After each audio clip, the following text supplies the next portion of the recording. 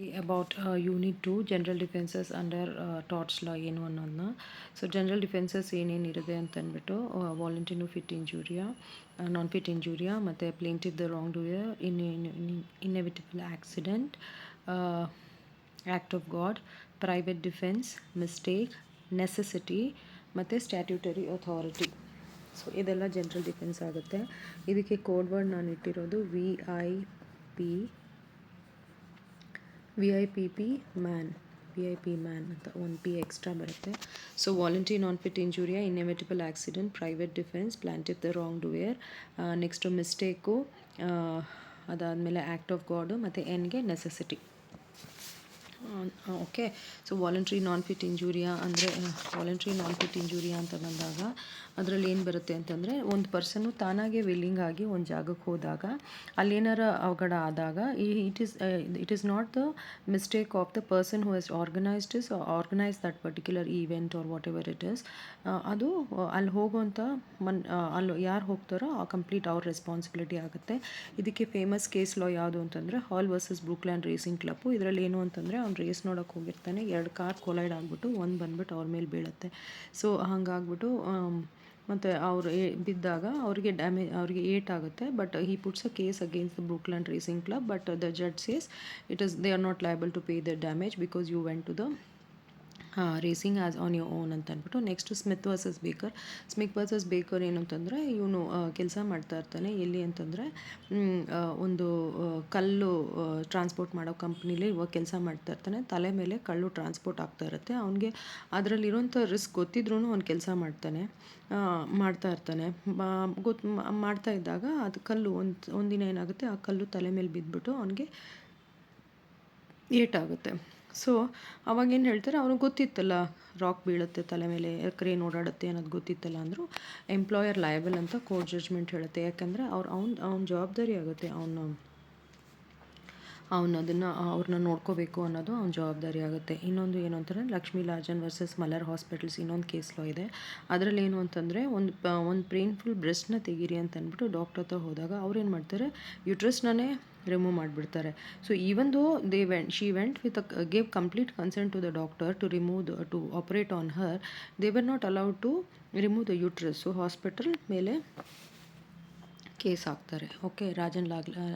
Lakshmi Rajan versus Malar hospital. So all these 3 cases come under volenti non fit injuria. Next plaintiff wrongdoer ಅಂದರೆ ಒಂದು plaintiff ತಾನೇ ತಪ್ಪು ಮಾಡಿಬಿಟ್ಟು ಬೇರೆಯವ್ರ ಮೇಲೆ ಹೇಳೋವಂಥದ್ದು. ಹೇಗೆ ಅಂತಂದರೆ ಬರ್ಡ್ ವರ್ಸಸ್ ಹಾಲ್ಬ್ರೂಕ್ ಅಂತ ಇರುತ್ತೆ.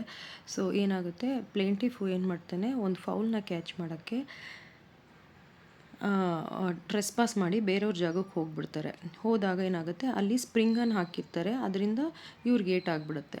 ಇವ್ರು ಹೋಗ್ಬಿಟ್ಟು ಅವ್ರ ಮೇಲೆ ಕೇಸ್ ಹಾಕ್ತಾರೆ. ಏನು ಅಂತ, ಅವನು ಸ್ಪ್ರಿಂಗನ್ನು ಇಟ್ಟಿದ್ದ, ನನಗೆ ಏಟ್ ಆಯಿತು ಅಂತಂದ್ಬಿಟ್ಟು. ಆಗ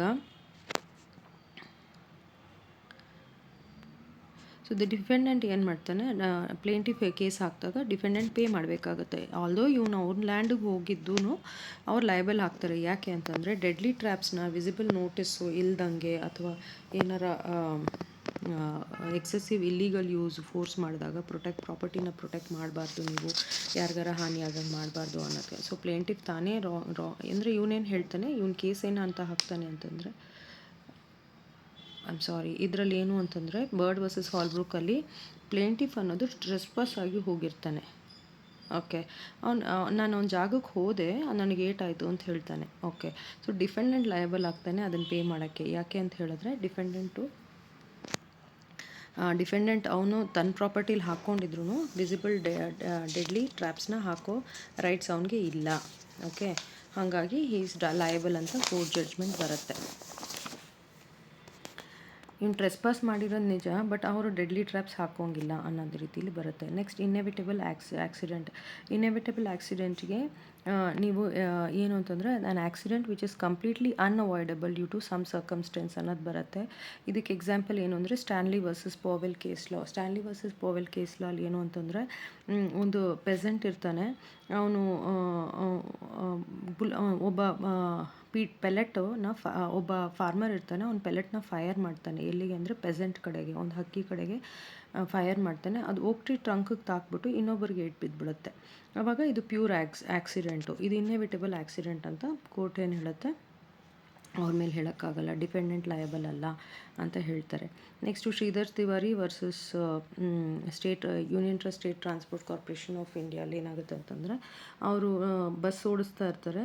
ಅವರು ಡ್ರೈವರ್ ಬಸ್ ಓಡಿಸ್ತಾ ಇದ್ದಾಗ ಅದನ್ನು ವೆಟ್ ರೋಡಲ್ಲಿ ಅವಾಯ್ಡ್ ಮಾಡೋಕ್ಕೆ ಬ್ರೇಕ್ ಹಾಕ್ತಾರೆ. ಆದರೆ ಸ್ಕಿಡ್ ಆಗಿಬಿಟ್ಟು ಮುಂದೆ ಬರೋ ಬಸ್ಸಿಗೆ ಹೊಡೆದ್ಬಿಡ್ತಾರೆ. Both vehicles going strong on a moderate speed, inevitable accident despite exercising all due care.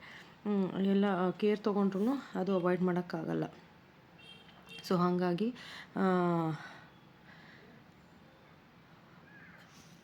ಅವ್ರದ್ದೇನು ತಪ್ಪಿಲ್ಲ ಅಂತ ಅದರಲ್ಲಿ ಜಡ್ಜ್ಮೆಂಟ್ ಬರುತ್ತೆ. ನೆಕ್ಸ್ಟು ಆ್ಯಕ್ಟ್ ಆಫ್ ಗಾಡಲ್ಲಿ ಏನಂತಂದರೆ, ಒಂದು ಫೇಮಸ್ ಕೇಸು ನಿಕೋಲಸ್ ವರ್ಸಸ್ ಮಾರ್ಷ್ಲ್ಯಾಂಡು. ಏನು ಅಂತಂದರೆ, ಮಳೆ ಬಂದುಬಿಟ್ಟು ಇವ್ರು ಟ್ಯಾಂಕ್ ಬಂಡ್ ಹೊಡೆದ್ಬಿಟ್ಟು ಪಕ್ಕದ ಇವ್ರಿಗೆ ಹಾನಿ ಆಗುತ್ತೆ, ಬಟ್ ಏನೂ ಮಾಡೋಕ್ಕಾಗಲ್ಲ, ಅದು ಪ್ರಕೃತಿ ವಿಕೋಪ, ಅದಕ್ಕೆ you can't blame any one ಅಂತ. ಇನ್ನೊಂದು ಕಲ್ಲುಲಾಲ್ ವರ್ಸಸ್ ಹೇಮಚಂದು, ಒಂದು ವಾಲ್ ಕೊಲ್ಯಾಪ್ಸ್ ಆಗಿರುತ್ತೆ,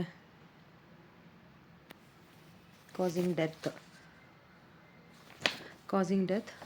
ಆದರೆ ನಾರ್ಮಲ್ ಮಾನ್ಸೂನ್ಸ್ ಅದರಲ್ಲಿ ಏನು ಹೇಳ್ತಾರೆ ಅಂತಂದರೆ, normal monsoons are predictable season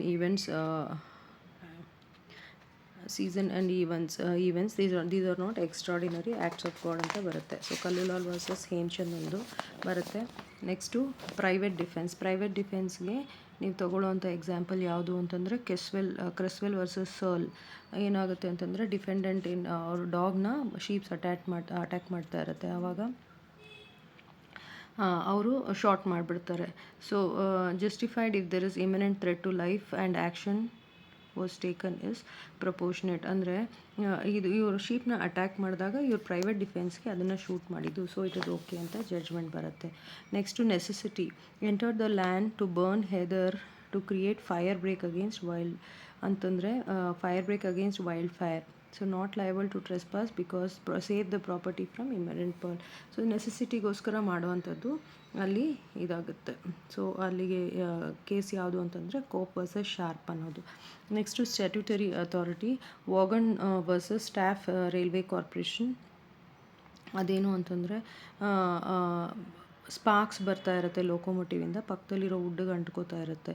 it is not liable since the company was authorise to take all the proper precautions. Okay, ಇದು ಸ್ಟ್ಯಾಟ್ಯೂಟರಿ ಅಥಾರಿಟಿ. ಇದಕ್ಕೆ ಸ್ಪಾರ್ಕ್ಸ್ ಬಂದು ಅಂಟ್ಕೊಂಡ್ರೆ ಅದಕ್ಕೇನು ಮಾಡೋಕ್ಕಾಗಲ್ಲ. ಬಟ್ ಅದೇ ಸ್ಟ್ಯಾಟ್ಯೂಟರಿ ಅಥಾರಿಟಿಗೆ ಇನ್ನೊಂದು ಕೇಸ್ ಇದೆ, ಅದು ಸ್ಮಿತ್ ವರ್ಸಸ್ ಲಂಡನ್ ರೈಲ್ವೇಲಿ. ಡ್ರೈ ಗ್ರಾಸ್ನ ಬಿಟ್ಟಿರ್ತಾರೆ ಅವ್ರ ಪಕ್ಕದಲ್ಲಿ, ಬಿಟ್ಟಿದ್ದಾಗ ಅದೇನಾಗುತ್ತೆ, ಇಂಜಿನ್ ಸ್ಪಾರ್ಕ್ಸ್ ಹತ್ಕೊಂಡು ಪಕ್ಕದಲ್ಲಿರೋ ಮನೆಯೆಲ್ಲ ಸುಟ್ಟಾಕಿರುತ್ತೆ. So railway authority compensation pay ಮಾಡಿ ಅಂತ ಹೇಳ್ತಾರೆ, ಯಾಕೆಂದರೆ ನೆಗ್ಲಿಜೆನ್ಸಿಂದ ಅವ್ರು ಬಿಟ್ಟಿರೋದ್ರಿಂದ.